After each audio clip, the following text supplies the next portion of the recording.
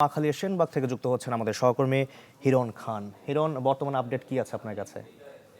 শাকিল, আমি কিন্তু এখন নোয়াখালীতে অবস্থান করছি এবং এই নোয়াখালীর আশপাশের যে এলাকাগুলো রয়েছে, এই নোয়াখালীর আশপাশের যে গ্রামগুলো রয়েছে নিম্ন অঞ্চল, সেই জায়গাগুলোতে কিন্তু আসলে প্লাবিত হয়ে গেছে এবং এই জায়গার যারা সাধারণ মানুষ আছেন, দেখতে পাচ্ছেন তারা কিন্তু এখন পর্যন্ত ত্রাণ পাননি। পানি নামার পরে এখানে আরও বেশি পানি ছিল, যে পানি দেখতে পাচ্ছেন এর থেকে আরও বেশি পানি ছিল, অনেকটা পানিটা নেমে গেছে, প্রায় এক ফিটের মতো পানি নেমে গেছে, যার কারণে অনেকে বাসা থেকে বের হচ্ছেন এবং চেষ্টা করছেন যে এসে আসলে তাদের ত্রাণ নিয়ে যাওয়ার জন্য। এবং দেখতে পাচ্ছেন যে সেনাবাহিনীর পক্ষ থেকে তারা কিন্তু ত্রাণ সেবা দিচ্ছেন এবং সেনাবাহিনীর সদস্যরা এবং যারা স্বেচ্ছাসেবক রয়েছেন তারা কিন্তু বিভিন্ন জায়গায় এসে এবং এই দুর্গম এলাকাগুলোতে এসে ত্রাণ দিচ্ছেন এবং যারা শিশুরা রয়েছেন, বৃদ্ধরা রয়েছেন, তারা কিন্তু ছুটে আসছেন এই সেনাবাহিনীর ত্রাণ দেখে। তারা এখানে অনেক ক্ষেত্রে দেখা যাচ্ছে যারা আসতে পারছেন না এই পর্যন্ত, তাদেরকে আবার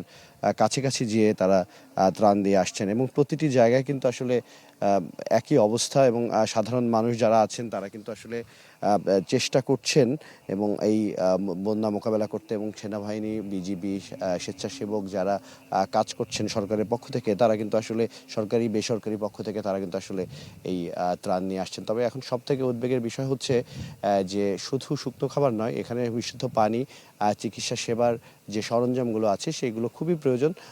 কারণ পানি যখন নেমে যায় তখন কিন্তু আমরা দেখি পূর্ব অভিজ্ঞতা থেকে যে পানিবাহিত রোগ সহ নানা রোগে আক্রান্ত হন বানভাসী মানুষরা। তখন কিন্তু আসলে দুর্ভোগটা আরও বেশি চরম আকার ধারণ করে। সেই দুর্ভোগ যাতে চরম আকার ধারণ না করে, বন্যার্ত মানুষের পাশে কিন্তু এসে দাঁড়ানো সবারই দরকার। এবং বারবারই বলা হচ্ছে সেনাবাহিনীর পক্ষ থেকে, বিজিবির পক্ষ থেকে, যে এই এলাকাগুলোতে যার যতটুকু সামর্থ্য আছে তাই নিয়ে এখানে এসে তাদের পাশে দাঁড়ানোর। এবং এই এলাকাগুলোর যে রাস্তাগুলো আছে সেই রাস্তাগুলো কিন্তু ভেঙে গেছে এবং এই যেহেতু যাতায়াত ব্যবস্থা একদমই নেই, সেহেতু এই কাছে যেতে এই মানুষগুলোর পাশে গিয়ে দাঁড়াতে অনেকটাই বেগ পেতে হচ্ছে যারা আসছেন ত্রাণ নিয়ে তাদের। এবং আরেকটা বিষয় সব থেকে গুরুত্বপূর্ণ, যে যেহেতু নোয়াখালীর সুইচ গেটটি ভেঙে গেছে, সেহেতু ফেনী নদীতে পানি ঢুকেছে, অনেক জায়গা কিন্তু নতুন করে প্লাবিত হচ্ছে এবং আমরা শুনেছি লক্ষ্মীপুর এলাকাও কিন্তু আসলে নতুন করে প্লাবিত হচ্ছে এবং রাতে এবং সন্ধ্যার দিকে। হিরণ খান, আপনাকে ধন্যবাদ আমাদের সঙ্গে যুক্ত হওয়ার জন্য। দর্শক, নোয়াখালী সেনবাগ থেকে যুক্ত হয়েছিলেন হিরণ খান। আমরা আরও খবর জানবো। কুমিল্লা থেকে যোগ দিচ্ছেন আমাদের সহকর্মী জাহিদুর রহমান এবং একই সঙ্গে চট্টগ্রাম থেকে যুক্ত হচ্ছেন জোবায়ের মঞ্জুর। আমরা কুমিল্লা যেতে চাই জাহিদের কাছে। জাহিদ, আপনার কাছে এখন এই মুহূর্তে সবশেষ কি খবর আছে? শাকিল, এখানে সকাল থেকে এসে কাজ করছি, বিশেষ করে যে কুমিল্লার যে মনোহরগঞ্জ উপজেলা প্লাবিত এলাকা, সেখানে শুধু দেখছি যে সংকট আর সংকট। এখানে যে সংকটটুকু আমরা দেখছি যে আসলে যে ত্রাণ সেটা সংকট রয়েছে, খাদ্য সংকট রয়েছে, বিশুদ্ধ পানির সংকট রয়েছে। পাশাপাশি আমরা এখানে তাদের সাথে কথা বলে যেটুকু জানতে পেরেছি, তাদের মেডিকেল সমস্যা হচ্ছে যে আসলে তাদের এই গত ৮-৯ দিন পানিতে থাকার কারণে তাদের খোস পাচড়া সহ বিভিন্ন যে আপনার চর্মরোগ সেটা কিন্তু তাদের হয়েছে এবং তারা কিন্তু তাৎক্ষণিক এখানে কোনো চিকিৎসা সেবা পাচ্ছেন না, সেটাও আমাদেরকে অভিযোগ করেছেন। এবং তারা আসলে এখান আরো যেহেতু পড়েছেন, আসলে বিশেষ করে চাইলেও আসলে সেভাবে কোথাও মুভ করবেন, কোথাও যেতে পারবেন সেই সুযোগটা তাদের নেই এবং খুব কষ্ট করে আসলে তাদের দিনাতিপাত করতে হচ্ছে, এটুকু আমরা তাদের কাছ থেকে জানতে পেরেছি। তারা গত ৯ দিন ধরেই কিন্তু এখানে তারা পানিবন্দী হয়ে পড়ে আছেন। বাইরে নাঙ্গলকোট উপজেলা প্লাবিত হয়েছে, দেবিদ্বার উপজেলা, সেখানেও কিন্তু এই ধরনের কিন্তু কুমিল্লা সেখানে অঞ্চলে কিন্তু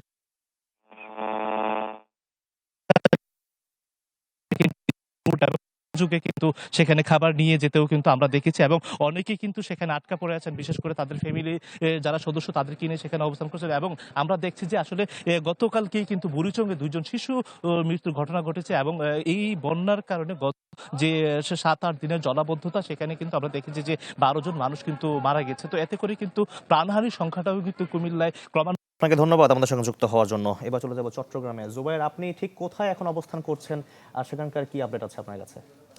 হ্যাঁ শাকিল, আপনাকে সকালে যেমনটি বলেছিলাম, এবারের বন্যায় চট্টগ্রামের যে কয়েকটি উপজেলা প্লাবিত হয়েছে তার মধ্যে অন্যতম একটি এই মিরসরাই। আমি এখন অবস্থান করছি মিরসরাইয়ের মোবারকঘুনার আদর্শ গ্রাম এলাকায় অবস্থান করছি। এখানে সকাল থেকে আমি বিভিন্ন জায়গায় গিয়েছি, বিভিন্ন গ্রামের ভেতরটাতে গিয়েছি। সেখানে আমরা যেটি দেখেছি যে আসলে পানি হয়তো আগের থেকে অনেকখানি নেমে গেছে, কিন্তু এখানে গ্রামের পর গ্রাম জুড়ে কিন্তু পানি এখনো রয়ে গেছে। আপনি নিশ্চয়ই ক্যামেরার মাধ্যমে হয়তো দেখতে পাচ্ছেন বিশাল এলাকা জুড়ে কিন্তু পানি এখনো রয়ে গেছে। শুধু এলাকা কিংবা বিলে নয়, একই সাথে আমরা যেটি দেখেছি বাড়ির ভেতরটা থেকে হয়তো পানি কিছুটা নেমেছে, কিন্তু উঠোনে এখনো পর্যন্ত পানি রয়ে গেছে, যার ফলে আসলে ঘরের যে মানুষজন আছে তাদের ভোগান্তির আসলে শেষ নেই। আমরা যে চিত্র দেখেছি তারা আসলে মূলত এখন আসবাবপত্র গুছাচ্ছেন।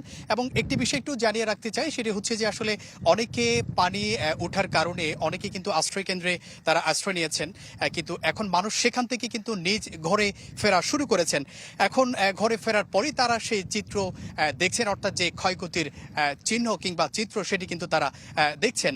একটি ত্রাণের বিষয় একটু বলতে চাই, আমি এখানকার কয়েকজনের সাথে কথা বলেছি, তারা যেটি বলছেন বিভিন্ন স্বেচ্ছাসেবী সংগঠন থেকে কিছু কিছু ত্রাণ এসছে, তবে তাদের প্রত্যাশিত যেটি ত্রাণ তারা যেটুকু প্রত্যাশা করছে কিংবা তাদের যেটুকু প্রয়োজন সেটি হয়তো এখনো পর্যন্ত আসলে আসেনি। তাদের একটাই দাবি, সেটি হচ্ছে যে সরকার থেকে যাতে তাদের ত্রাণ সহায়তা যথাযথ দেওয়া হয় সে প্রত্যাশা কিন্তু তারা করছেন, সেই দাবি কিন্তু তারা করছেন। এর বাইরে আরেকটি বিষয় একটু বলতে চাই, এবারের বন্যায় বড় ধরনের একটা ক্ষয়ক্ষতি কিন্তু এই উপজেলায় হয়েছে, অর্থাৎ মিরসরাই। আমরা যেটি দেখেছি অনেকের খামার কিন্তু আসলে পানিতে তলিয়ে গেছে, যার ফলে যে তাদের যে মুরগি, অনেক হাজার হাজার মুরগি কিন্তু এখানে নষ্ট হয়ে গেছে, সেটি কিন্তু আমরা দেখেছি। এর বাইরে বড় ধরনের যে ক্ষতি সেটি হচ্ছে যে আসলে মৎস্য ঘের কিন্তু শত শত একর কিন্তু মৎস্য ঘের এখানে ক্ষয়ক্ষতি হয়েছে, যার ফলে জোবায়ের মঞ্জুর, আপনাকে ধন্যবাদ আমাদের সঙ্গে যুক্ত হওয়ার জন্য। দর্শক, বন্যা পরিস্থিতি খবর জানছিলাম, ঢাকার বাইরে থেকে যুক্ত হয়েছিলেন আমাদের সহকর্মীরা। ফ্যালকন অ্যালুমিনিয়াম মরিচা পড়ে না, ওই স্ক্র্যাচ প্রুফ।